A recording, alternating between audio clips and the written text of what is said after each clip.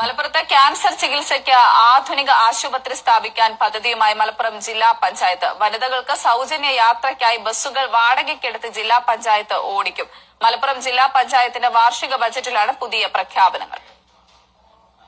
ജില്ലയിൽ ക്യാൻസർ ചികിത്സയ്ക്ക് പ്രത്യേകമായ ആധുനിക ആശുപത്രി സ്ഥാപിക്കാൻ ബജറ്റിൽ 2 കോടി രൂപ വകയിരുത്തി.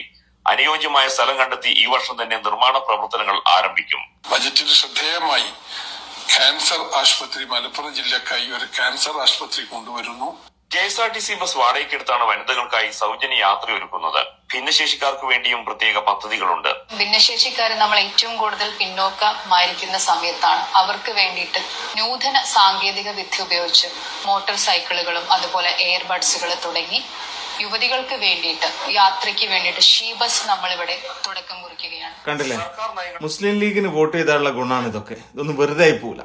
പാവപ്പെട്ടവന്റെ കൂടെയും സാധാരണക്കാരന്റെ കൂടെയും രോഗികളുടെ കൂടെയും രോഗം കൊണ്ട് ബുദ്ധിമുട്ടാവുന്നതിന്റെ കൂടെയൊക്കെയാണ് ഈ പാർട്ടി ഉണ്ടാവുക. മനസ്സിലായില്ലേ? അപ്പൊ അതിന് വോട്ട് ചെയ്തോലൊന്നും നിരാശരാവേണ്ടി വരില്ല.